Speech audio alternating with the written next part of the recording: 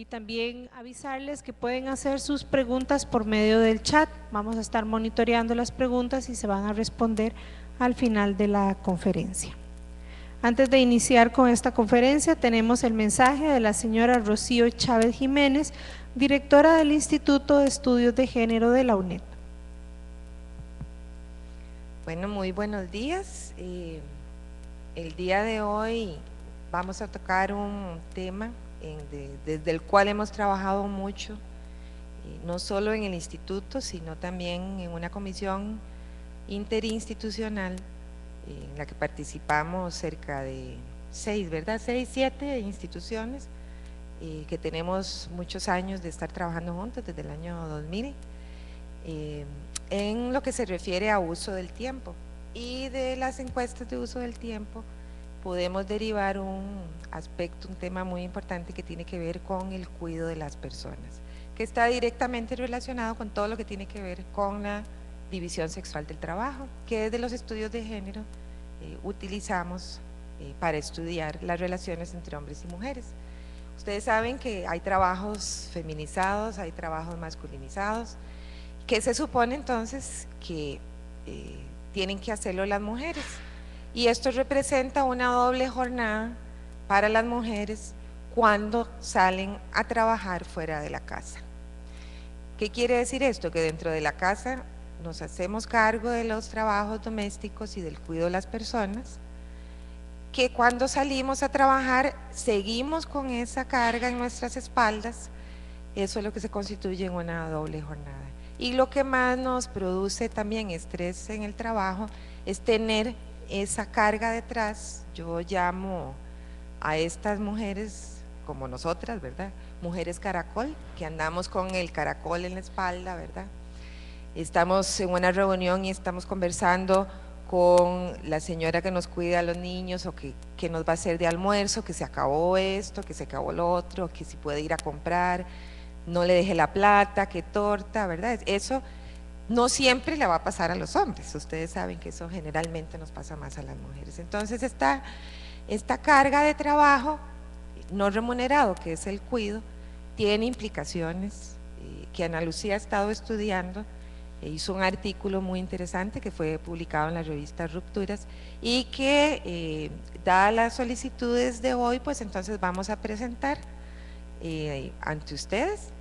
Y yo quiero felicitar pues a Ana Lucía porque se arriesgó de viernes a hoy a prepararla, y perfecto, ¿verdad? Para mí es importante que ya a propósito que esté Nora aquí, ¿verdad? Que las personas jóvenes investigadoras se lancen sin ningún miedo a proponer sus tesis, sus artículos, sus investigaciones ante la comunidad universitaria. Así es que sin más, yo les pasaría entonces, les paso a Ana Victoria.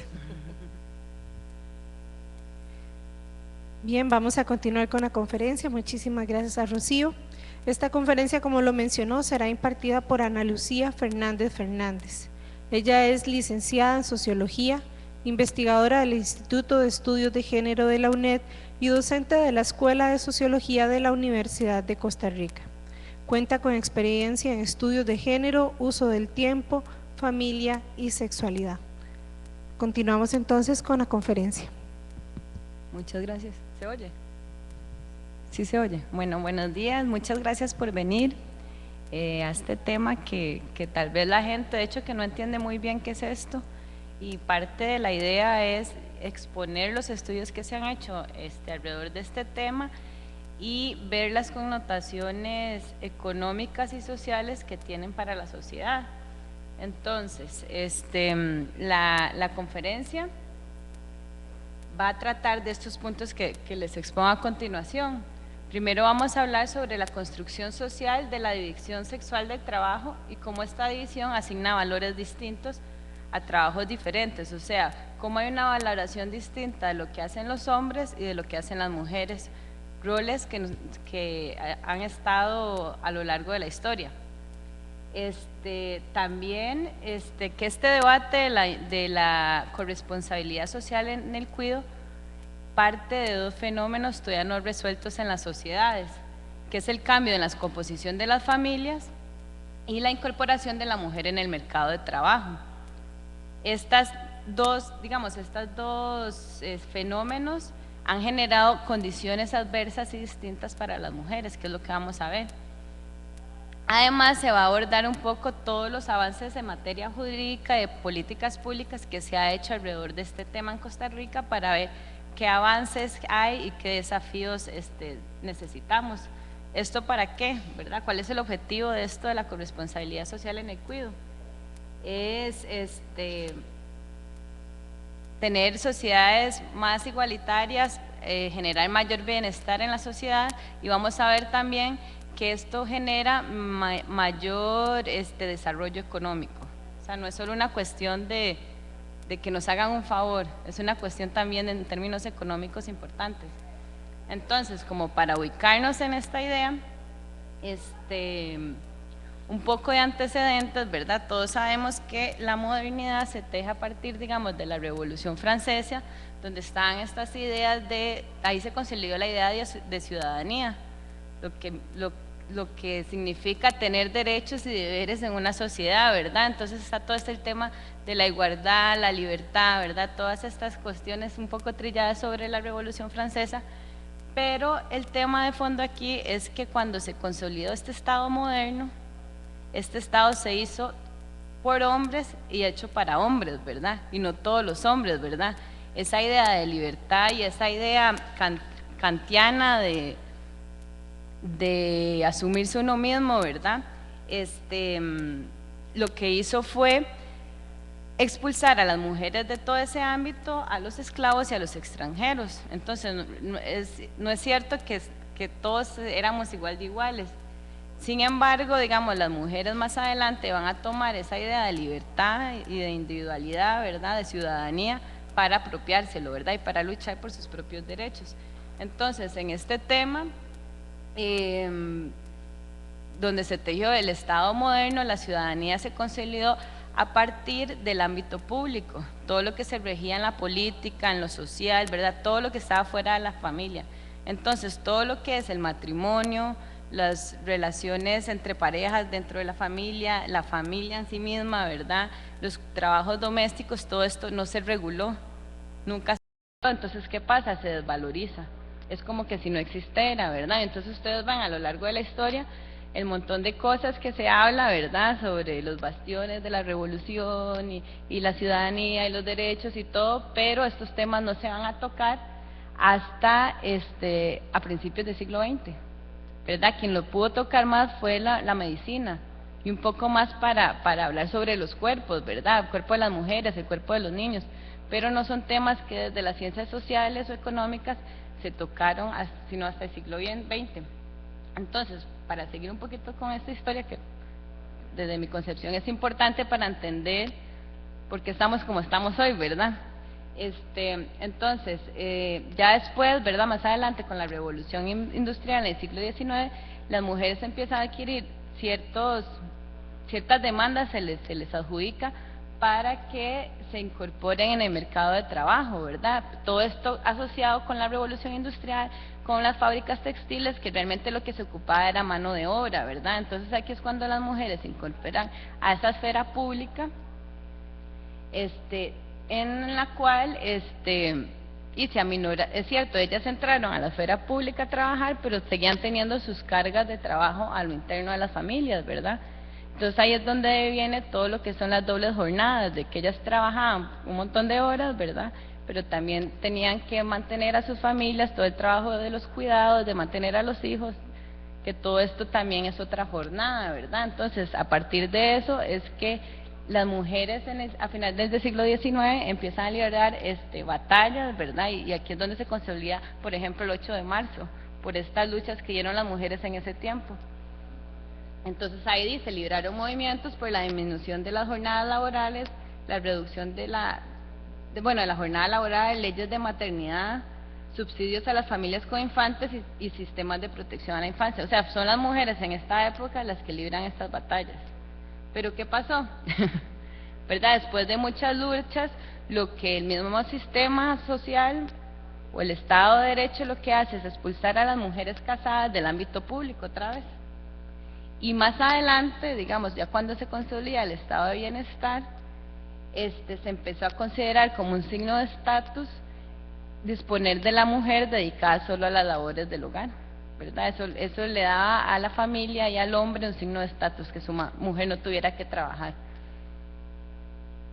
Entonces, este Estado moderno, como les digo, viene desde la Revolución Francesa, se basa en ideas socialmente construidas, donde predominaba, ¿verdad?, el hombre, jefe de familia, esposo y trabajador y ciudadano.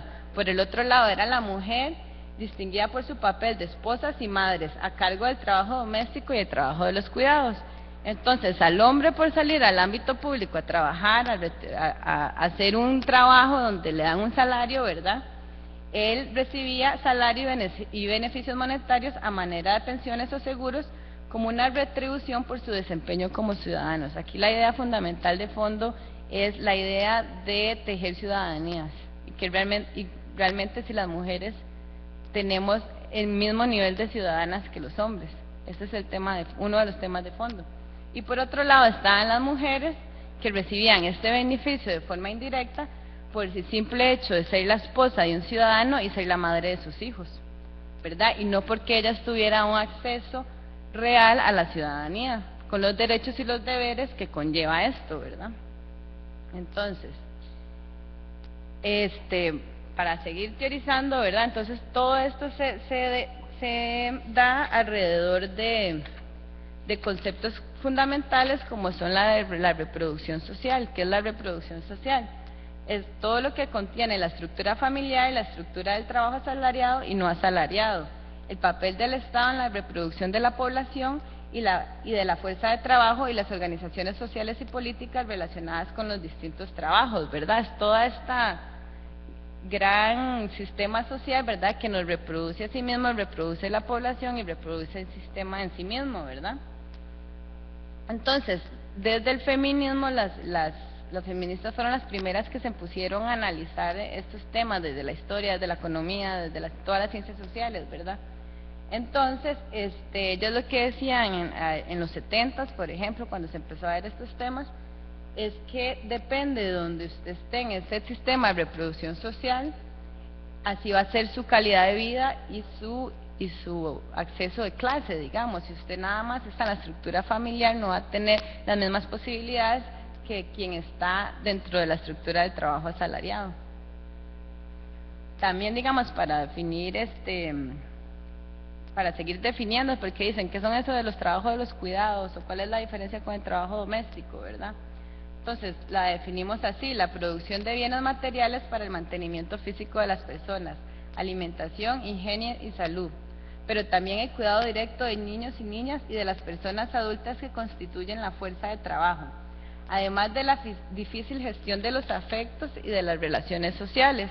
Es decir, el núcleo fundamental de lo que hoy conocemos como el trabajo de los cuidados. Lo importante, digamos, en esta definición es que no es solo reproducir la vida en sí misma, ¿verdad?, como dice al principio, la alimentación, la higiene y salud, sino que también pasa por una concepción subjetiva de la relación, porque al ser una relación de cuidados se generan afectos y subjetividades, ¿verdad? Por eso se dice que se llama el trabajo de los cuidados. Entonces, son, como les había dicho, son desde las ciencias sociales y desde el movimiento feminista que se empieza a hablar de el tiempo, ¿verdad?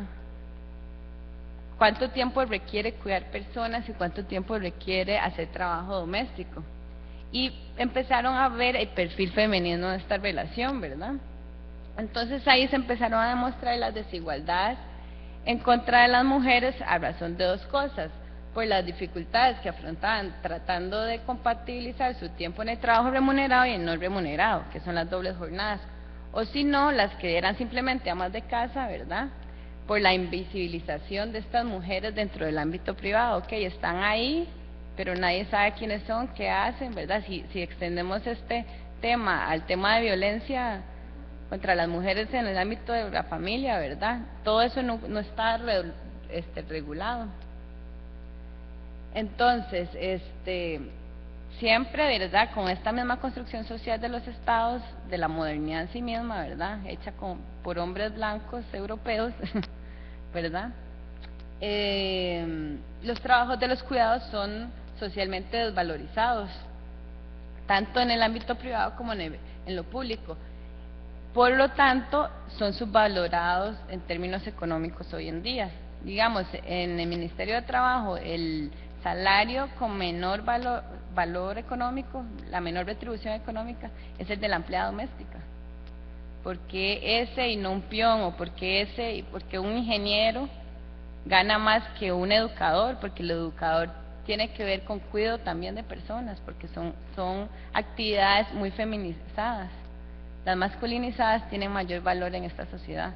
Y por supuesto que el trabajo doméstico, que sé que está en el ámbito privado, es el menos valorizado. Entonces, bueno, yo haciendo esta investigación, ¿verdad?, me puse a leer un montón sobre el tema, y muchas de las feministas decían, pero ¿por qué existe esta penalización por realizar este tipo de trabajo? Y ellas decían, es simplemente por el hecho de que es un trabajo que siempre lo han hecho las mujeres, ¿verdad? Por eso decimos que se le asigna un valor distinto a cada uno de estos trabajos. Entonces, bueno, la remuneración intrínseca que reciben las personas que realizan este tipo de trabajo en el mercado remunerado, además, les permite mantenerlos trabajando con bajos salarios. Digamos, ya cuando uno contrata a una empleada doméstica, por ejemplo, que ahorita vamos a ver ese tema, esta misma socialización del valor económico de los trabajos les permite mantenerlos trabajando con bajos salarios, pero además hay una relación de la persona cuidadora, la persona que hace trabajo doméstico, con el que lo contrata, porque ellos están motivados no solamente por una retribución monetaria, porque al ser una actividad donde se muestran vínculos y subjetividades y afectos, ¿verdad?, la gente se termina motivando y recibe, y no le importa recibir tampoco, me explico, porque hay un compromiso más allá de lo económico. No es lo mismo estar frente a una computadora que estar relacionándose, ¿verdad? Y más cuando, por ejemplo, una empleada doméstica tiene que cuidar los niños de una familia. Claro que ahí empieza a haber una relación subjetiva.